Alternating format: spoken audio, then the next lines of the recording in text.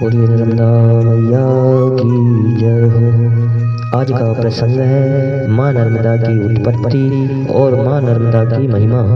यह प्रसंग सुनाने जा रहे हैं, आशा करते हैं आप इसे अवश्य ही पसंद करेंगे। यह प्रसंग श्री नर्मदा कल्पावली से लिया गया है। भगवती भागीरथी गंगा की भांति जटा संकरी श्री नर्मदा के महत्व को कौन आस्तिक जन नहीं जानता। जिसका मंगलमय गुणगान वेद वैदिक संहिताओं से आरंभ होकर महर्षि प्रणति पुराणों सहित अगम आदि पवित्र ग्रंथों में भली भांति वृद्धि को प्राप्त हुआ है और आज भी अगणित सुधीजन इसकी सहनीय कीर्ति का वर्णन करते हुए कृतज्ञ हो रहे हैं। देव दानव मानव पशु की पतंग आदियों के शोक संताप का हरण करने वाली एवं शुभ गति प्रदान करने वाली माँ रेवा केवल प्राणियों के श्रवण पथ का ही विषय नहीं, अपितु पुण्य काल पवित्र सुर सरिता आज भी इस कराल कलिकाल के कुटिल जीवों के आंतरिक और ब्रह्मलोक प्रक्षालन करती हुई इस धराधाम पर विद्यमान है। प्रलय काल में भी विलय न होने वाली दिव्य विग्रहमयी नर्मदा का दर्शन अवगाहन आदि जिन्होंने किया वे धन्य हैं। दिव्य मूर्तियों के दिव्य विग्रह का रहस्य सर्वसाधारण की बुद्धि का विषय नहीं होता, किंतु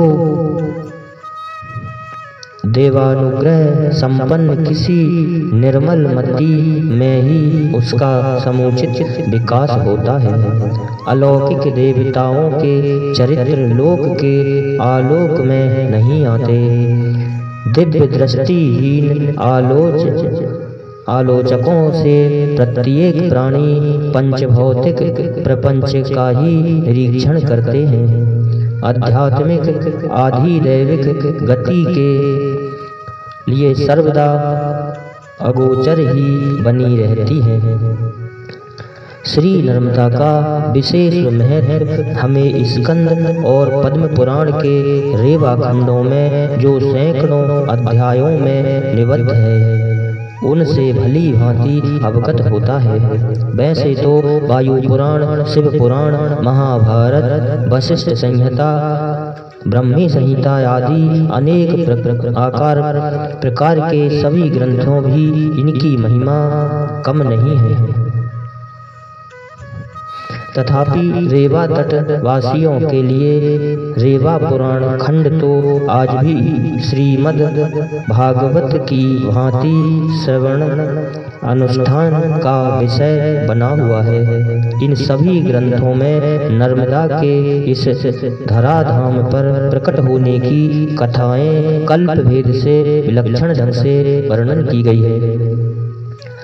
महर्षि वशिष्ठ जी ने भगवती श्री नर्मदा की उत्पत्ति का प्रसंग अति सरल शैली से वर्णन किया है। संक्षेप में इस कथा इस प्रकार है। जिस समय भगवान शंकर अंधकासुर का वध करके प्रसन्न शांत मुद्रा में समासीन थे, उस समय भगवान विष्णु ने शिवजी की बड़ी स्तुति की।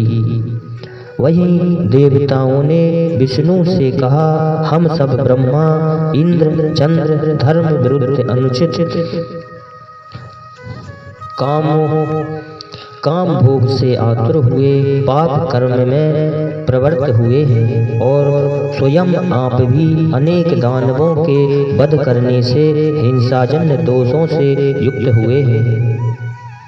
इस प्रकार जब हम सब अपने पाप से अनेक दोषों को प्राप्त हो गए, तब इसकी निवृत्ति के लिए हमें क्या करना चाहिए? लक्ष्मीपति भगवान विष्णु देवताओं की प्रार्थना सुनकर मेकल अर्थात अमरकंटक पर्वत पर विराजमान भगवान शिव से विनय पूर्वक पूछने लगे। भगवान भवानीपति शिव करुणा से द्रवीभूत हो गए। तत्क्षण मस्तक पर सुशोभित सोम कला से एक बिंदु पृथ्वी पर पड़ा। देवताओं के देखते देखते ही उसी समय एक अद्भुत घटना हुई। उस अमृत बिंदु का पृथ्वी पर स्पर्श होते ही एक अत्यंत सुंदरी कन्या प्रकट हो गई। नीलोत्पल दल श्यामा सर्वा वै सुंदरी, शुद्धजा सुमुखी वाला सर्वाभरण भूषिता। अर्थात वह नील कमल दल के समान श्याम वर्ण संपूर्ण अवयवों से अति सुंदर शोभा बढ़ाने वाली मनोहर दंत पंक्तियों से युक्त सुंदर मुख वाली बालिका समस्त अलंकारों से युक्त थी। उसकी प्रभापुंज से देवताओं का तेज मंद पड़ गया। वे सब उसकी स्तुति करने लगे। नमः प्रणतपालिने प्रणतारित विनाशनी, पाहि नो देवी दुष्प्रक्षे शरणागत वत्सले। यतो ददासि नो नर्मा चक्षुषां तव विपश्चातां, ततो भविष्यसे देवी विख्याता भूवि नर्मदा। अर्थात हे देवी, दर्शन करने वाले हम सबों को तुम कल्याणकारी सुख दे रही हो। यतेव भूतल पर नर्मदा नाम से प्रसिद्ध हो जाओगी। तदंतर कन्या भगवान शंकर की नम्रता पूर्वक स्तुति करती हुई बोली। पितासी तम मे जगतात्मं घोषो दुरुत्यः काले उपासक्ति, अज्ञातु महर्षि देवी देवी किस्म कारण्यो मासु। हे देव, आप मेरे पिता हैं, संपूर्ण चराचर के स्वामी हैं। दुरांत काल भी आपसे ही सामर्थ्य ग्रहण करता है। प्रभु, इस समय करना उचित है, शीघ्र आज्ञा प्रदान करें। शिवजी ने कहा, तुम शीघ्र ही जल रूप धारण करके जगत में प्रकट हो जाओ। संसार के पाप ताप हरने वाली तुझ में जो स्नान आदि करेंगे वे तीनों लोकों में धन्य होवेंगे। सत्वरम जल रूपम तम धारत्यवा सुहाने, तब वारी गतम चास्ति शिलारूपम भविष्यति, तस्याचमनं मात्रेण नर कामान् पूर्णयात्। अर्थात हे नर्मदे, तुम्हारे जल में अस्थियां पाषाण हो जाएंगी और जो मनुष्य उनका पूजन करेंगे उनके सभी मनोरथ पूर्ण होंगे। तदंतर पुनः शिवजी ने कहा, हे भद्रे, भगवान विष्णु को नमस्कार करके पृथ्वी पर जाओ। उनके अनुग्रह से तुम गंगा के भी समान प्रसिद्ध हो जाओगी। नर्मदा ने प्रणाम किया। विष्णु भगवान ने भी तब उन्हें वरदान दिया। नर्मदे तवं महाभागा सर्व पाप हरि भव, त्वदप्सु या शिला सर्वा शिवकल्पा भवन्तु तः। अर्थात हे नर्मदे, तुम बड़ी भाग्यशालिनी हो। तुम संसार के समस्त पापों को हरण करने वाली होगी। तुम्हारे जल में स्थित सब पाषाण शिव तुल्य होवेंगे, अर्थात शिव मानकर पूजे जाएंगे। माघे चैसित सप्त्याम दास्रभे चैरवे दिने। माघे च सप्त्यां तमो द्रावस्वे चैरवे दिने। मध्याह्न समये रामः भास्करेण क्रमागते। अर्थात वशिष्ठ जी ने कहा, हे राम, माघ शुक्ल सप्तमी अश्विनी नक्षत्र रविवार मकर राशि गत सूर्य रहते हुए मध्याह्न काल में श्री नर्मदा पृथ्वी पर प्रकट हुई। इस स्कंद पुराण के अंतर्गत दोनों रेवा खंडों में श्री नर्मदा जी के प्रकट होने की अनेक कथाएं बड़े विस्तार से वर्णन की है। उनका भी तात्पर्य यही है कि देवताओं ने भगवान शंकर से प्रार्थना की, आस्ते नदी महाभागा नर्मदा नाम विस्तृता अवतार्येता शंभो कुमारी दिव्य रूपिणी। हे भक्त सुखदाता प्रभु, अति पवित्र दिव्य विग्रहवती कुमारी प्रसिद्ध देव नदी नर्मदा को लोक कल्याण के लिए भूतल पर अवतरित करें। उसी समय नर्मदा ने भगवान शिव से वरदान मांगा, स्वैर्गादगम्यं गणगेति यथा ख्याता चितो विभो तथा दक्षिण गणगेति भवेम त्रवेशेष्याम। अर्थात हे महादेव, पृथ्वी में जिस प्रकार गंगा स्वर्ग से आकर प्रसिद्ध हुई, उसी प्रकार दक्षिण गंगा नाम से प्रसिद्ध हो। तब भगवान शिव ने उन्हें अनेक वर दिए। कल्प भेद से गंगा और नर्मदा आगे पीछे धरा पर प्रकटी। सारांश है, लोकानुग्रह के लिए भगवान शिव के विग्रह से ही नर्मदा का प्रकट होना सिद्ध है। जटा में वास होने से जटा संकरी, अति चंचल वेगवती होने से रेवा। मार्कंडे मुनि ने अनेक प्रलय काल में भी इनका अभाव नहीं देखा, अतः ना मरने वाली होने से नर्मदा नाम पड़ा। अमरता का भी वरदान इन्हें मिला। शिव की सोम कला से प्रकट होने से सोमभद्रवा और मैकल पर्वत ने इनके वेग को धारण किया। इससे मैकल कन्या आदि नाम से भी प्रसिद्ध हुई।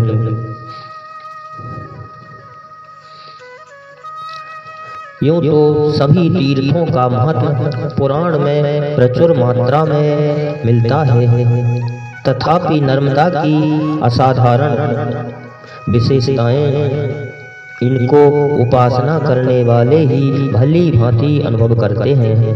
1800 मील की दीर्घकालीन परिक्रमा पद्धति उन विशेषताओं में एक सबसे बड़ी विशेषता है। इस प्रदक्षिणा में प्रति वर्ष सहस्त्रों की संख्याओं में अब भी प्राय रेवा भक्त अनेक कष्टों को झेलते हुए सानंद उपासनारत देखे जाते हैं। यह प्रदक्षिणा महीनों में समाप्त न होकर वर्षों में पूर्ण की जाती है। अधिक मास प्रदक्षिणा में व्यतीत करना अधिक महत्वशाली माना जाता है। त्याग और तपस्या की पुष्टि भी इसी परिक्रमा में भली भांति होती है। संपूर्ण तीर्थों में स्नान आदि से होने वाला पुण्य तथा समस्त यज्ञों के हो चुकने पर जो फल एवं समग्र वेदाध्ययन करने पर जो ज्ञान मिलता है, वह सब श्री नर्मदा जी के तट पर विद्यमान है। अर्थात रेवा तट पर निवास करने से भोग और मोक्ष दोनों सुलभ हो जाते हैं। त्रिभे सरस्वतं पुण्यं सप्ताहेन तु यमुनं सद्यः पुनाति गङ्गयं दर्शनादेव नर्मदा गंगा कनखले पुण्या कुरुक्षेत्रे सरस्वती ग्रामे वायादि वारण्ये पुण्या सर्वत्र नर्मदा। अर्थात श्री सरस्वती का जल 3 दिन में, यमुना जी का जल 1 सप्ताह में तथा गंगा जी का जल स्नान करने से तुरंत ही पवित्र करता है, किंतु श्री नर्मदा दर्शन मात्र से ही पवित्र करती हैं। गंगा कनखल हरिद्वार में, सरस्वती कुरुक्षेत्र में विशेष पुण्य रूप है, पर नर्मदा ग्राम में, वन में कहीं भी वह सर्वत्र पुण्यमयी मानी जाती है। समुद्रः सरितः सर्वः कल्पे कल्पे क्षयं गतः सप्तकल्पक्षये क्षीणे नामृता ते नर्मदा। प्रलय काल में समस्त सागर एवं सभी सरिताएं स्वरूप से क्षीण होकर नष्ट हो जाती हैं, किंतु 7 कल्पांत यह रेवा नष्ट नहीं हुई, अतः इसका नाम नर्मदा न मरने वाली प्रसिद्ध हुआ। जो मनुष्य नर्मदा में विधिवत स्नान दान जप होम अर्चन सेवा आदि इनके निमित्त करता है, वह निसंदेह अश्वमेध यज्ञ का फल प्राप्त करता है। कलयुग में स्मरण से जन्म भर के पाप, दर्शन से 3 जन्म के और स्नान करने से 1000 जन्मों के पापों को नर्मदा नष्ट करती है। स्कंद पुराण में कहा है कि कलयुग के 5000 वर्ष व्यतीत होने पर गंगा जी का समस्त महत्व नर्मदा में सम्मिलित हो जाएगा। गंगा की धारा को नर्मदा में जोड़ने की बात तो होने ही लगी है। भगवान सदा शिव की इला नाम की कला यह नर्मदा है, जो समस्त पापों को निवारण करने वाली तथा संसार सागर से तारने वाली कही है। इतएव ब्रह्म हत्या जैसे पातकों को हरने वाली अति पवित्र शिव सरिता है। शंकर जी ने मैं कला इति मेरी कला यह कहा, अतः नर्मदा का नाम मैकल पड़ा। दैत्य दानवों को ध्वस्त करने वाली जरा मृत्यु से रहित नर्मदा अमृत स्वरूपा अत्यंत श्रेष्ठ देव नदी है। शिव ने कहा सरिताएं सभी और हैं, तीर्थ भी हजारों हैं, परंतु मुनीश्वरों रेवा की बराबरी कोई नहीं करते, ऐसा मेरा मत है। यह तो सुनिश्चित है कि जीव मात्र के कल्याण के लिए धरा पर शिवजी ने अपने दिव्य देह से कोई अलौकिक शक्ति ही सरिता रूप में उतारी है। स्कंद रेवा खंड के 4th अध्याय में वर्णित है। लोक हितार्थ किसी समय भवानी सहित शिवजी ने शांति स्वरूप रहकर भी विपुल तप किया। भगवान शिव को प्रसन्न जान के माँ रेवा ने शिवजी से वरदान मांगा। प्रलय काल में चराचर जगत में क्षीण हो जाने पर भी मैं आपकी कृपा से अक्षय बनी रहूं। सरिता सागर और समस्त शैल बनादि के नष्ट हो जाने पर भी मैं अक्षीण निरार्थ नित्य स्थिर रहूं।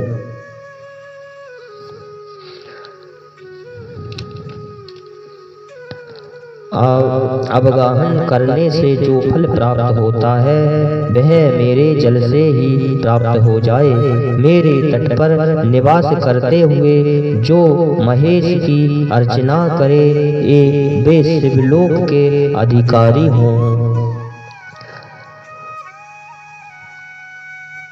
और हे महेश्वर, हे विश्वनाथ, मेरे तट पर सब देव समूह सहित गिरिजा के संग सदैव आप निवास करें। यही सब वरदान मुझे मिले। सत्कर्म करने वाले, सत्कर्मकारी भी तथा शांत और दान अर्थात जितेंद्रिय जीव मेरे जल में मरकर अमरावती यानी स्वर्ग में पहुँचे।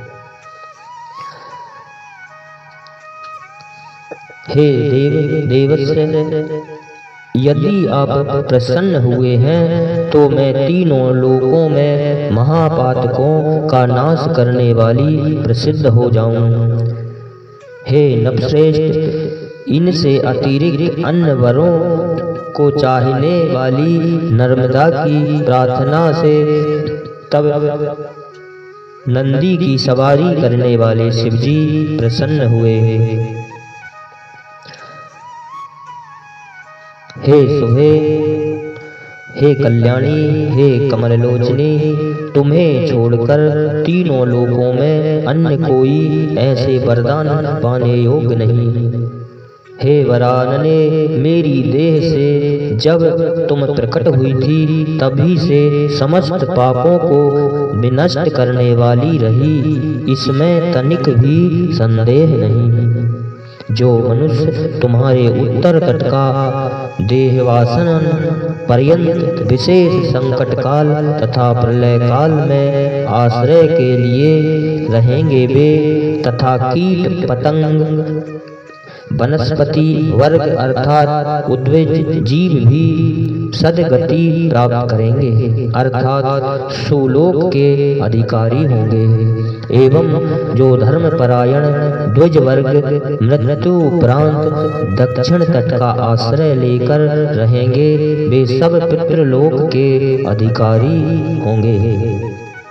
और हम भी तुम्हारे चाहने से तथा अन्य कारणों से भी सदैव उमा के सहित तुम्हारे तट पर निवास करेंगे, यह सुनिश्चित है। इस प्रकार महादेवी और भगवान भोलेनाथ, ब्रह्मा, इंद्र, चंद्र, वरुण सभी देवताओं के सहित विष्णु भगवान भी मेरी आज्ञा से तुम्हारे तट पर निवास करेंगे तथा पितृगणों के सहित अन्य देवता भी हे सुरसुंदरी मेरे साथ दक्षिण तट पर जा बसेंगे। हे महाभागे, अब जाओ मृतलोक के सभी मानवों को पापों से मुक्त करो। इस प्रकार मां नर्मदा की महिमा इन सब वरदानों से अत्यधिक बढ़ी हुई। इन्हीं शब्दों के साथ बोलिए नर्मदा मैया की जय हो।